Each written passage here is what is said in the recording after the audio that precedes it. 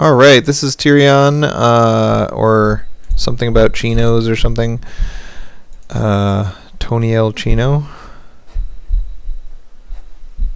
That's got to be like a character from something. Anyway, weird. Okay, good. Fine.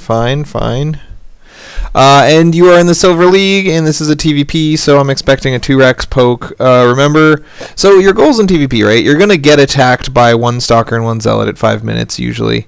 And then you're gonna have an advantage if you open 2-Rex from then until about 6 minutes and 30 seconds, depending on if he's chrono boosting out warp gate technology. And then as soon as he gets warp in, he's gonna have an army size advantage until your first air unit comes out, which is usually around 8 or 9 minutes. And then you're gonna be strong again until 11 or 12 minutes when he's gonna get his first area of effect unit, either Colossus or what are they called? High Templar with Storm. And then he's going to have an advantage for the rest of the game. So there are 2 timing windows in TVP that you really have to win during. This late orbital. Interesting.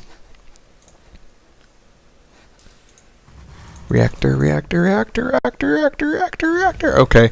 We know the benchmarks for the 2-Rex, right? If you did it perfectly, you should have $950 of Act 925 of troops. Which I believe is like 3 Marauders and a certain number of Marines, and 24 workers. So we're gonna see if that worked out. But that late second depot, late command or orbital. Come on, second depot. It has to be started right now, or else it's not gonna finish in time. There we go. That's good. So yeah, this depot is gonna finish 12 seconds after this SCV finishes, so it's you're gonna delay yourself by accident. It's okay. And then you're double depoting. You never really want to double depot. Yeah, I mean, I guess you kind of forgot I better double depot to catch up, but you don't really have to, because the production here is this is 2 supply, this is 4 supply, and this is 2 supply, so 8 supply per minute, right? Yeah, it's maybe 10 supply per minute, and a depot builds in 30 seconds, so you really only need 1 depot at a time. Anyway, concussive shells, Marauder, Marines, constant production, looking decent, looking good. Okay. So this is that first against this first poke. It's 5 minutes and whatever that he's doing this first poke. You really want to be on the high ground waiting for him to come, and then after the first poke you want to push out. But since he didn't come with the first poke, he came so late, then this was the right move moving down here. And you did a lot of damage. You kicked his butt. You get to kill this pylon for free. The fact that he built a pylon at your base means he's foregating. Like, it's guaranteed. So you no longer want to put on any pressure. Don't go to his base. Just put up 2 bunkers right here and just say, okay, he's foregating. All I have to do is survive the foregate, and I'm ahead economically. Because if you look at the economy, you're already mining when he is, and that's always going to be true from foregate, because he used all his chrono boost to get warp gate technology out quicker. And he usually cuts workers in order to do this. So you basically screwed him by killing that proxy pylon. Look how much money he's got saved up. He wanted to be doing a foregate, but you killed the proxy pylon, and now his whole game plan is completely screwed. So this is bad. You never want to be out on the field when you know that your opponent already has warp gate technology. So from about 6 minutes and 20 seconds until you get your first air unit, you want to be hiding in your base. You want to be very, very cautious, because his army is like gonna be stronger than yours unless he has $800 in the bank like this guy. And you definitely never want to go up his ramp like this. Definitely very bad. Definitely bad. It's good that you ate a force field there. I'm okay with that, I guess. But like I said, you could tell by the proxy pylon that this guy was foregating. I would be much more cautious, much more hiding in your basey. Let's look at some stuff that we didn't look at. You're missing a worker at 6 minutes. You're missing 4 Marines at 6 minutes. So the fight that you had down here where you killed that proxy pylon forced you to miss Marines, I think. And the supply block also forced you to miss 2 more Marines. So I think you missed those 4 Marines from a combination of the fight and the supply block. So just be wary of that. Whenever you're fighting, when you're fighting, you always feel like you have to be staring at your troops, and that's fine. It's okay to stare at your troops when you're fighting. But you don't always have to be clicking on them and giving them any commands. You're mostly just staring at them to make sure nothing terrible happens. And if something terrible starts to happen, you're going to click on your troops and you're going to give them another command. But like right now, there's no little red circle underneath these guys. You're not really microing them or anything.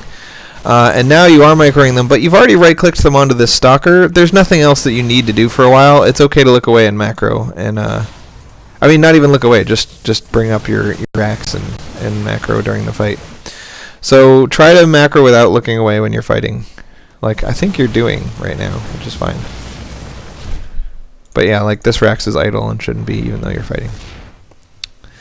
So this is just reading your opponent. And I know you said you come from a strong 2v2 background, so you're not really comfortable with all the 1v1 reads yet, but this is an easy read. If they put a proxy pylon at your base, they're foregating. If they do it that early, like if they put a proxy pylon at your base at 7 minutes, it could be anything. It could be an immortal push. It could be, whoa, oh, you scanned here to see if you got an expo. You probably shouldn't be doing that either. Scanning to see if you got an expo, because whether he got an expo or not, you're not going to be strong at this point. And when you don't see an expo, you should consider him even more strong, right? Like someone who built an expo just spent a bunch of money on probes and an extra nexus that he didn't spend on his army. So that's when you can attack. If he doesn't have an expo, definitely don't want to poke with those first dudes. Risky business, and you'll get punished for this at some point. You'll come over here and be like, right, he has no expo, and I'm going to keep my army, and then he'll just walk up with force fields and force field behind your guys, and then they'll all die, because he's going to have a bigger army than you. There's no way for you to have a bigger army than him at this point. Now you're pulling workers and attacking before you've built any siege tanks or any air units. This is really bad, because your army size at this point is very small relative to the clock, and we can, I don't know if you've memorized Terran openers, the benchmarks, but the way it works, oh man, where is it? Whatever. The way it works, this building, if you constantly use it, is going to give you $250 a minute. This building, $250 a minute. This building, if you constantly use it on not Thors, is going to give you $250 a minute. A starport, if you use it on not reactored medevacs, not reactored Vikings, if you get like Banshees or one medevac at a time or one Raven at a time, that's going to be $250 a minute. So each building you've had active for the last minute is going to give you $250 and during that last minute. During the game, for the first... Okay, so at 5 minutes, you want to have $500. At 6 minutes with 2 buildings, you're going to have $1,000 because, 250, that's 500 more. At 7 minutes, you're going to have 500 more because you still only have 2 minutes, 2 buildings active. Then at 8 minutes, 500 more. So you're supposed to have 1,000 at 6, 1,500 at 7, and 2,000 at 8. But after 8 minutes, you're supposed to have a third building active. So you're supposed to get 3 buildings worth of production from 8 minutes until 9 minutes. So during this time, you want to make sure that you have 2 buildings worth of constant production, and that's fine, and you're doing it. But right now, it's 8 minutes. First of all, you should have 2,000, and you've missed some. Let's see. You've missed only $50 of production. So you're basically on par, and that's because you made a Marine instead of a Marauder out of this Rax. That's going to cost you a tiny bit of production, but that's totally fine. From 8 minutes until 9 minutes, you're supposed to be using 3 buildings, and you don't even have 3 buildings yet. So you're going to fall behind, and you should know it. You should know these benchmarks and know that whenever you build your factory, once you've spent the money on the factory, if you haven't used the factory, this is $325 you spent to make this factory, and it didn't build anything. You didn't make any units, so you should know, just like in the back of your mind, have I used all my buildings yet? If not, I'm small. My army is small. So right now, it's 9 minutes. You should have 2,750. You have $300 of upgrades, so this is 2,500. So you're $250 short. Exactly. There's 1 minute where you didn't spend an extra 250. Like, I hope you can understand without me drawing pictures that you're behind by exactly 1 building worth of production for 1 minute, because this factory is a minute late. So you want basically a siege tank at this point that you don't have. At 10 minutes, it's going to be even more pronounced because there's going to be 2 full minutes of non-third building production. And so this is when the fight starts. And you see how the Protoss does have 3225 plus this $100 research. He's got 3,500 basically. He's hitting the benchmark. You're supposed to have 3,500 at this point, and you have 29. So you're short by 600. And like I said, each minute you're supposed to have 3 buildings of production where you only have 2 is going to be $250 short. So it's not surprising that you're $500 short. You're like, the math adds up. We see you using 2 buildings. We know that you're supposed to use 3, and therefore you're going to be short by $250 per minute. I feel like I'm not being really clear with this, but the point is that you're fighting right now, and you pulled SCVs. You're really committing to this fight, and you have a tiny army. Your army is not big enough to win this fight. So if his composition is pretty terrible. He's almost pure Stalker, and he didn't use Guardian Shield, and he didn't use Force Fields. So you might win the fight anyway, but even if you win this fight, you should have won it by miles because you should have had a much larger army. In engagements like this, you've got 2 choices. No micro, which is good. If you want, just don't micro at all. That's fine. The second choice is focus fire, meaning... And when you focus fire, don't right-click on things, because if you miss, then your guys will stop fighting, and that's crap. So instead, you grab these dudes, hit A on your keyboard, this attack thing, and then try to click on the guy who's Guardian Shielding. Top priority is to kill sentries. Sentries are the top. After that, there's no real difference in priority between Zealots and Stalkers. They're both kind of, whatever. The thing is, Zealots do way more damage and have slightly more health than per dollar than Stalkers. So it's probably best to kill the Zealots first if there's a small number of them. But Stalkers do constant DPS, whereas Zealots can be kited. So, sometimes you can kill all the Stalkers and then kite the Zealots. But anyway, you lost that fight, but you traded evenly.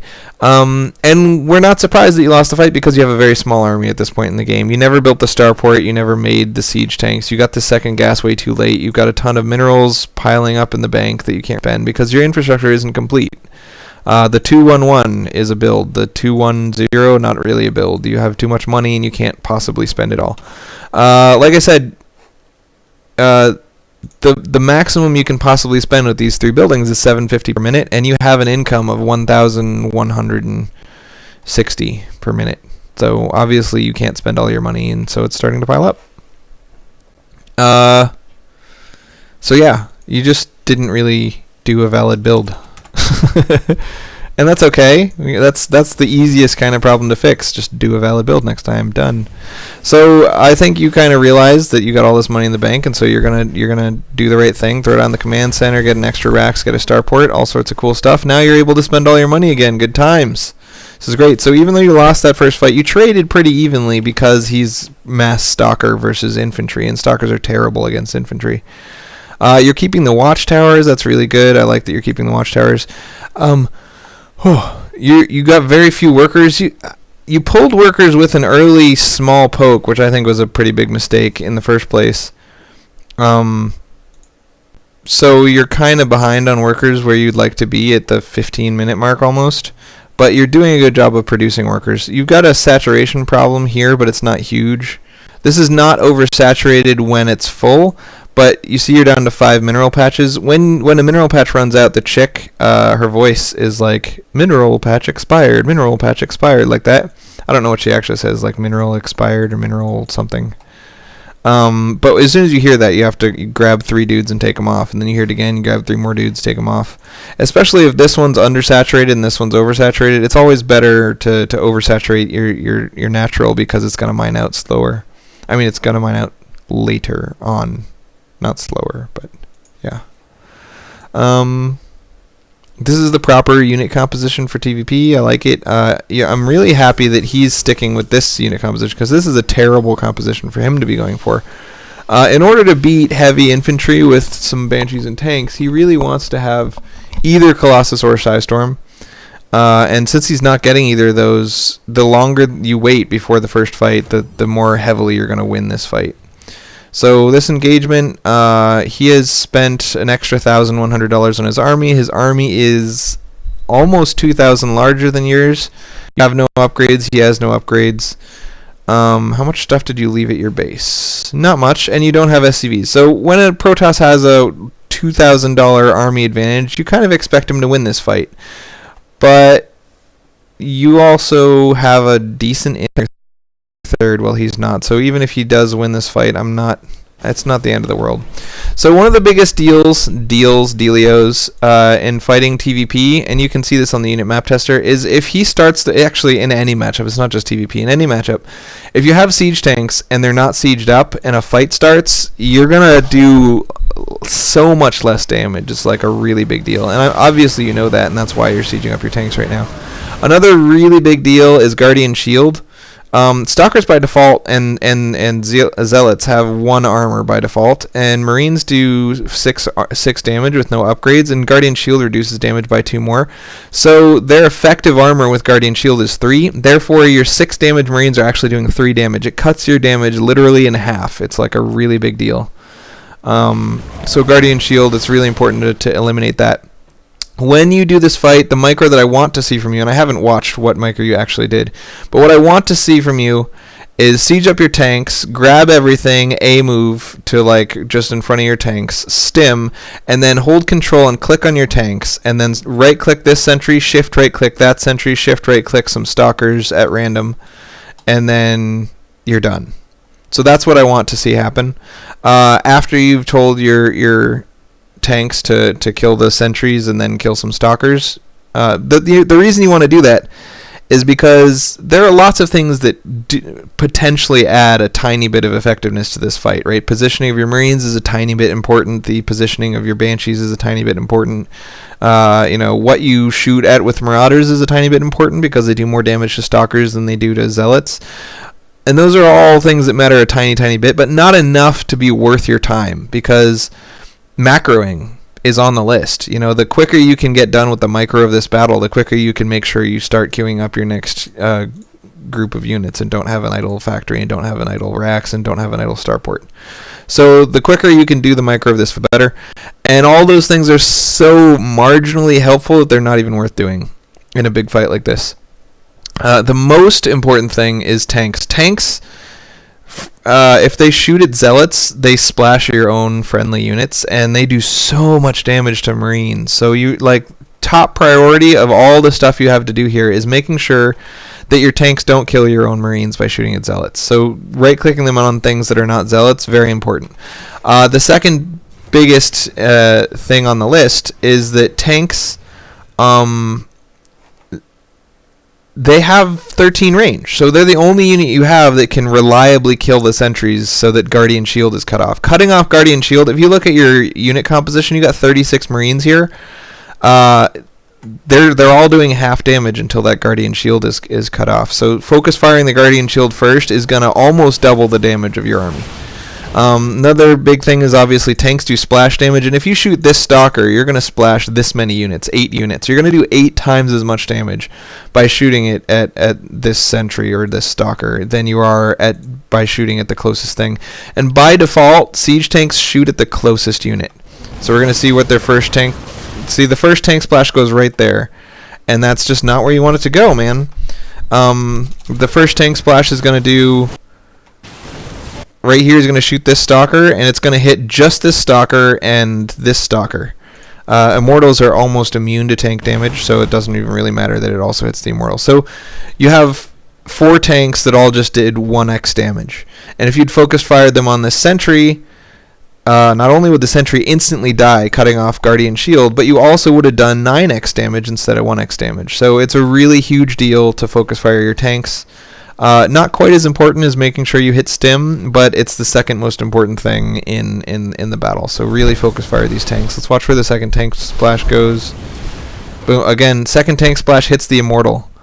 Really bad. You never want your tanks to shoot at Immortals because they're kind of immune to tank damage. So yeah, that's some micro concerns for you. It's important to know your limitations micro-wise and not try to do everything that you can possibly do.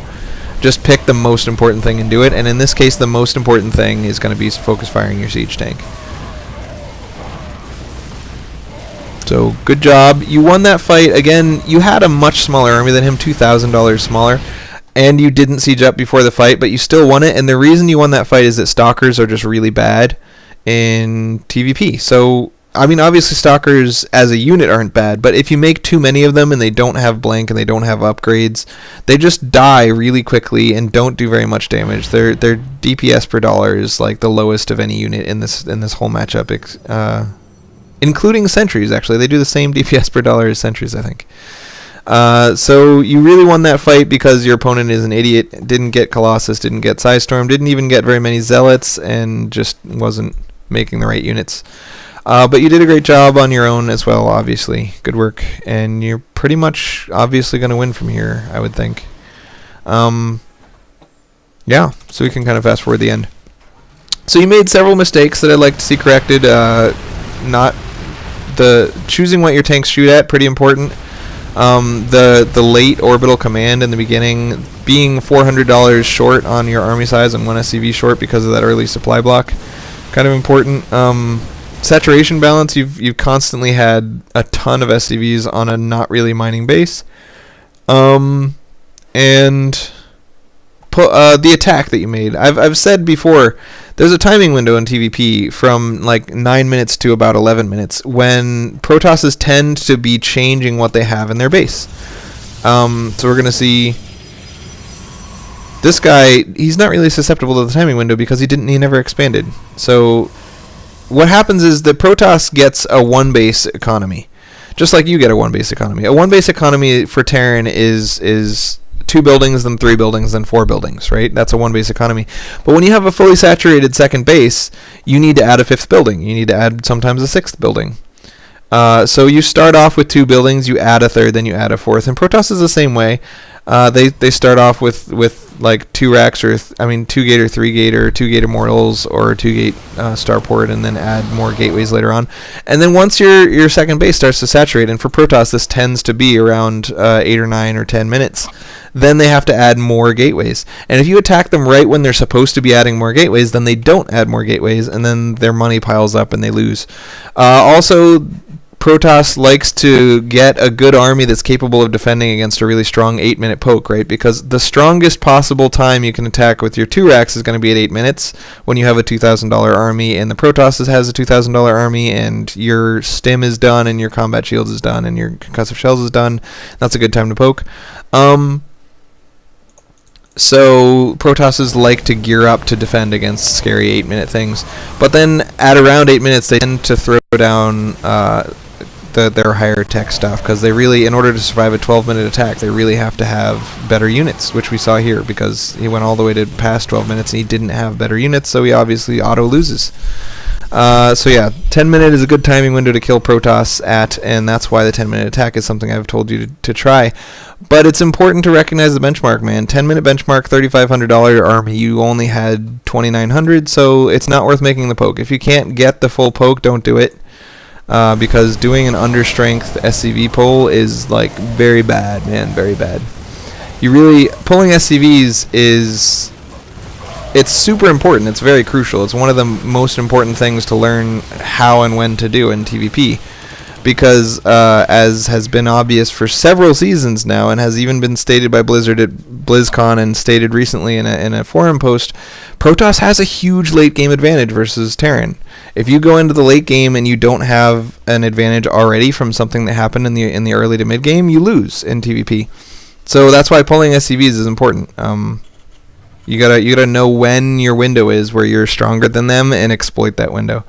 But you never want to pull SCVs with just Marines and Marauders, because they'll just get force fielded, and if they don't get force fielded, you're gonna, unless you've been through Xing, you're not gonna have enough troops at 10 minutes with just Marines and Marauders. So get this factory at exactly 6 minutes and 30 seconds. Get the starport as soon as the factory is done. Make a medevac and a siege tank. Get gas as soon as when your factory is like half done. Your second gas, and go with hopefully 2 air units and 1 or 2 tanks. And really, composition is almost irrelevant as long as you have a big enough army. So really, just watch your own replay. Look at the army size and say, was this 3,500? No. The end. So you did great job. Good job. Bye. Great job. Good job. Bye.